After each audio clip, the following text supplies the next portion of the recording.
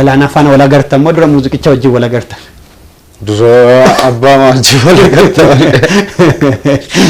Waan sidik bakkas taa'uu jennee yaadne turre. Galaanaan baay'ee environmentii muuziqaadhaaf ta'u uumurratti baay'ee dandeettii qaba.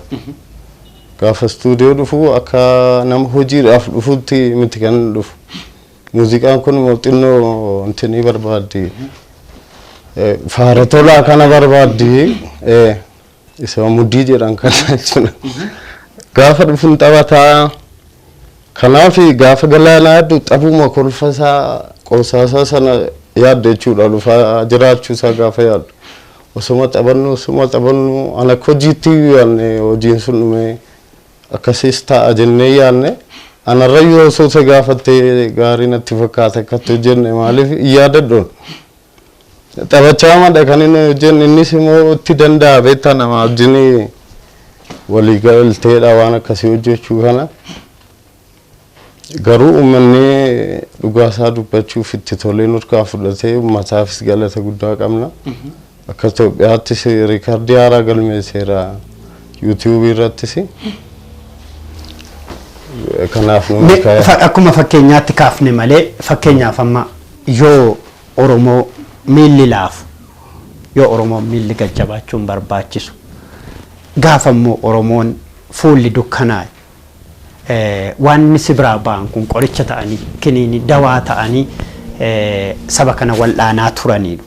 Suni gaafa akkasitti naasofnu salphaadha garuu gaafa nama bira ga'e hojiin sun nama qaqqabu baay'ee guddaa ta'e mul'ata jechuudha.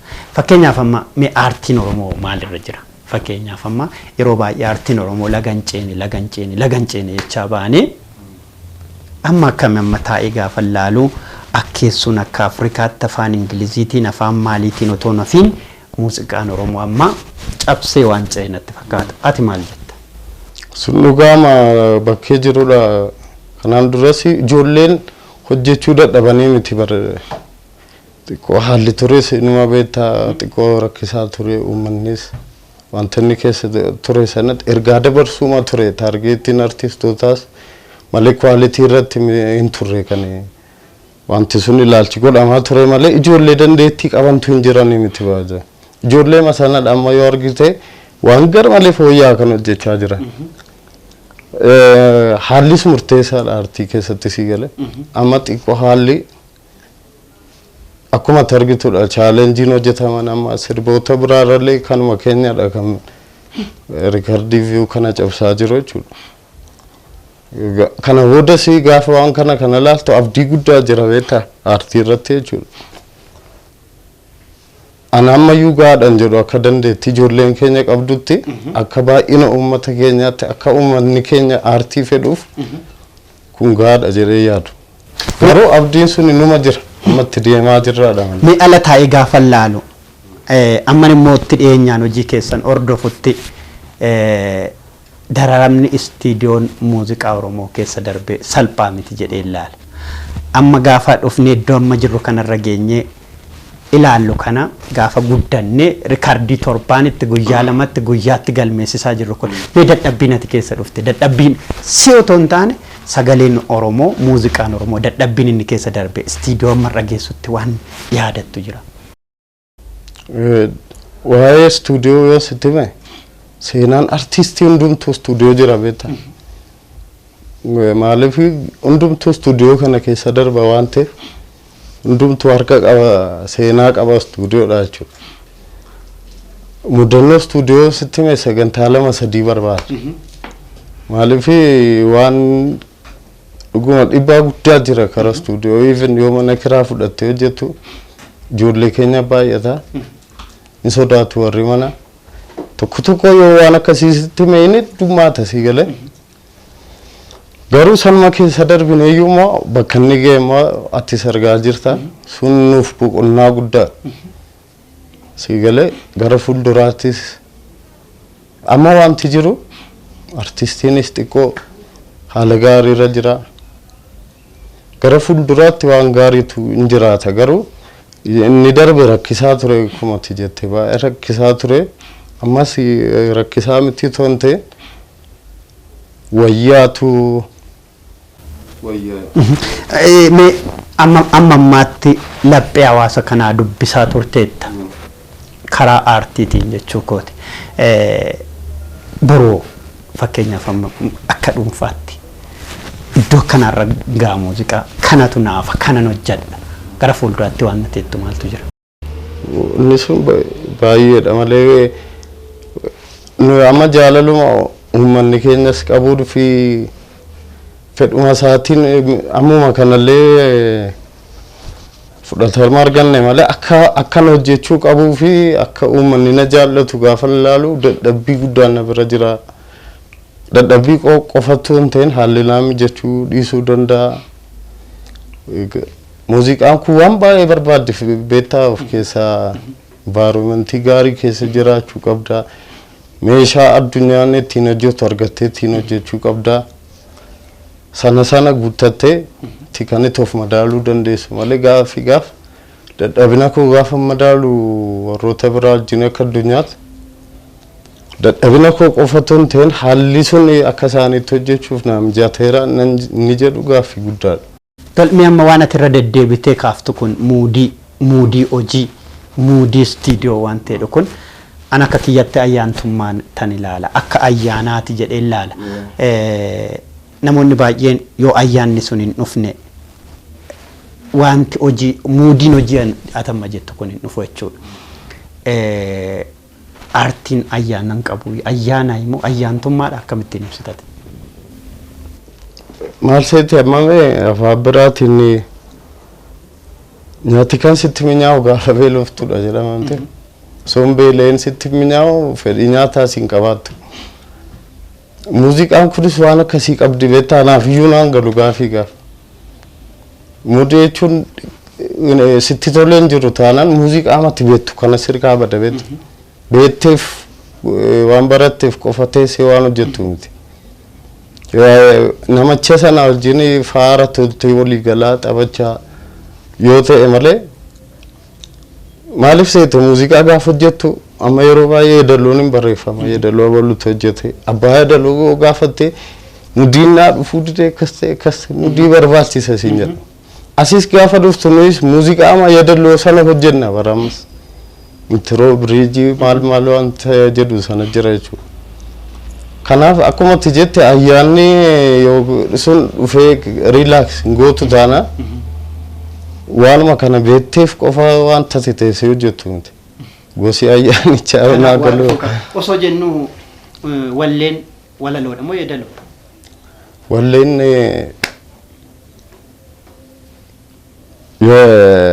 walaloodha si yeedaloodha si muuziqaadha si. Ibsituu waa hundaati. Mee kan biraa deef kan si gaafadhu muuziqaa kana baratteeti moo kennaa rabbisii kenne moo yookaan ofuma irratti akka ayyaana wayiitti dhufee argite? Muuziqaan jalqabni isaa kennaa qabaachuu qabda beektaa malee waan barumsa qofaanis heddumti kennaa qabaatteefis immoo waan sana qofaan ga'a miti.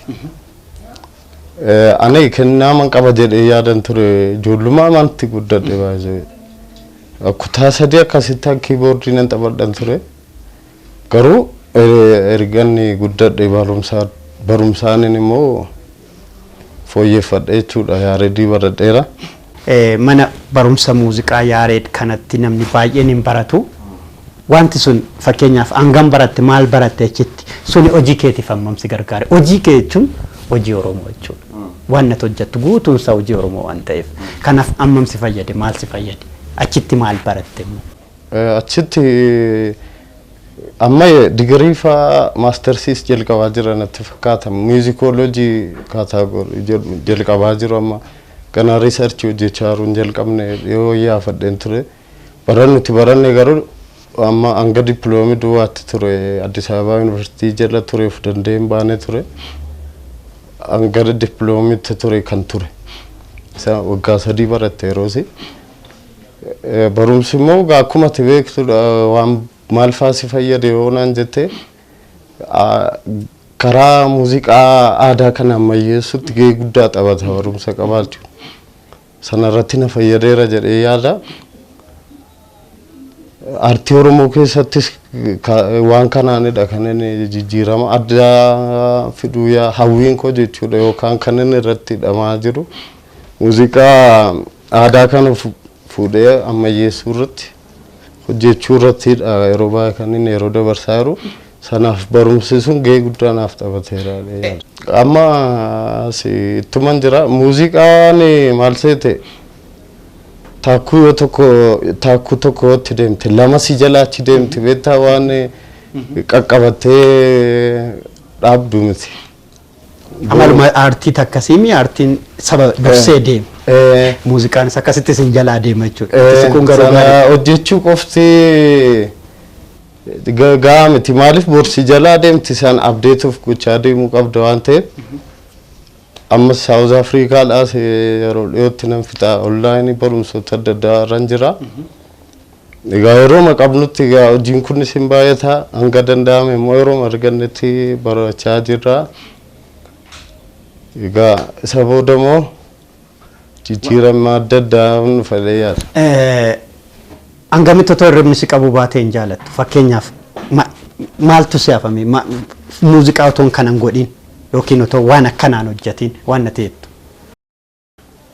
No hawwiimti koonneen dhugaan yaani muuziqaa Oromoo keessatti hangan hojjechaa jiru amma hojjedheera jedhee yaadu hojjechuuf karaa mijeeffachaa jira yookaan immoo dandeettiis waan adda addaa horachaa jira jedhee yaada malee jijjiirama addaa akkuma Teesilaa Saalee Dagaagoo fa'aa kaastee turtee warreen akka Alii Birraa fa'aas jiru warri seenaan isaan hin daganne seenaa isaan hojjetan sanadha siigalee kan isaaniin jiraachisaa jiru nuti achi hin geenye seenaa akkasii yookaan jijjiirama akkasii aartii Oromoo keessatti xiqqooma fuulduratti butee osoon kan hin godhine addunyaa kanarraa darbuun anaaf hin eeyyamamu. Hin eeyyamamu yoo Waaqayyo jedhe. Tole Deef mee amma gara dhumaarra geenyee jirra. Baroota Daawit jedheen kan sammuu keessaa qabu jira. Barri sun anaaf tokko bara jirraati. Bara jirraa hojjette jechuudha. Sirbi sun hangam amlee Oromoo akka ol kaase namni daawwattoonni televezyiinii kana daawwatan hin beeku. Ittaane immoo amma immoo jaarraan inni ammaa kun wal agarraa faana waan jiru. Mee kana lamaan keessatti maallaa ibsita? Humna aartii akkamittiin ibsita?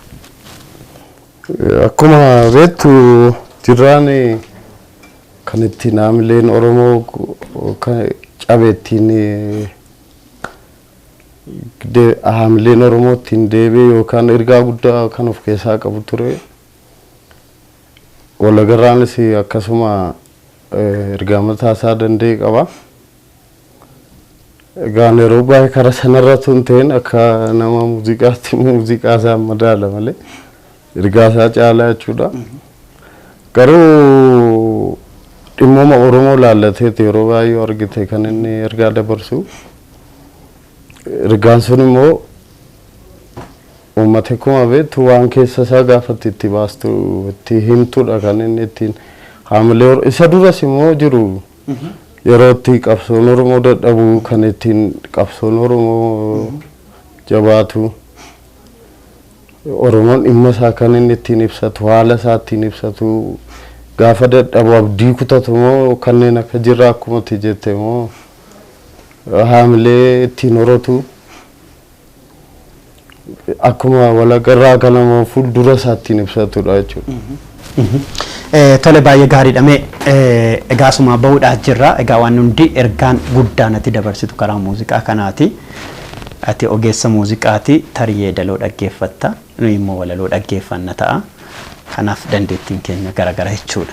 Gaafa muuziqaa kanneen dhaggeeffannu mee ayyaana muuziqaarra jiru kan akka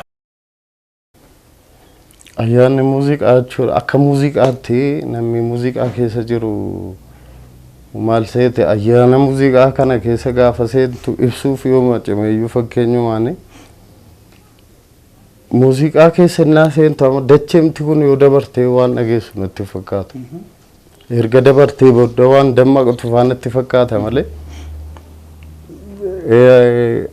ayyaanni suni wantoota haalota anama fakkeenyaa fi persana amaluma koo keessatti kan inni itti yoon waan gadde qabaadhe gadda sana muuziqaa keessa gaafan ta'u nan ba'a waan sana keessaa muuziqaa addunyaa mataa isaa danda'e jechuudha muuziqaa yoon gammades gammachuu koo kan inni ittiin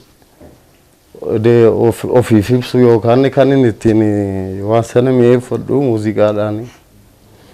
Gadde koos kan inni tobsee darbu muuziqaadhaani. Ayyaanni muuziqaa kuni haalota yeroo addunyaa mataa isaa qabaa, miira mataa isaa qabaa, mi'a mataa isaa qabaa. Addadha namni muuziqaa wajjin jireenya baree waa biraatti hin bartu beektaa namatti matta illee waan keessa keessiin ba'u. Muuziqaa wajjin haasoftee garuu baafatta sirriitti. Hiriyaa dhugaa. Dhugaatti sirriidha. Otoo nama badhaaseedhaan maal la badhaa? Otoo nama badhaaseen jedhee maal la badhaafta? Anillee ogeessa muuziqaa miti. Otoo nama wayii waa badhaaseedhaan maal lama badhaasta? Maal otoo badhaaftee itti gammadda?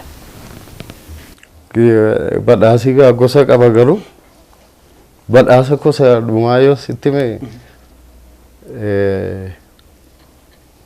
kanan dhumaa qaba jedhee yaadu harka kooti anaaf. Nama badhaasa dhumaa kenne yookaan waan qabdu isa dhumaa kenne yoonaan jette harka koo caalaa hin qabu waanan barbaaduuf jaalladhu si kennu kanumadha malee. Nama yeroo baay'ee yoo amma yeroo baay'ee namootuma walitti dhufeenya qabnu yookaan maal jennu namni amma badhaasa adda addaa yaaduu danda'a maal muuziqaa hojjedheef haa gaafa badhaasu natti tola.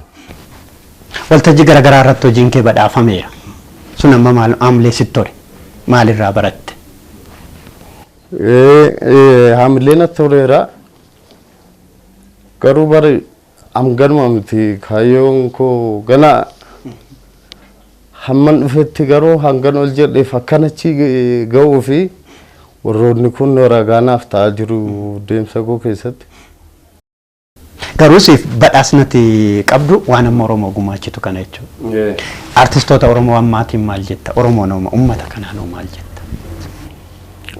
Uummati amma deebiin artistiidhaaf aartiidhaaf kennaa jiru sitti tola si kakaasa. Amma namatti tola xiqqoo abdiin jirus baay'ee gaariidha beektaa kan haamilee si kennu dhagaa artistiin Oromoo amma kakaa jiranis haamilee isaanii dandeettii isaanii even amalli isaanii illee istuudiyootti qaban akka durii miti.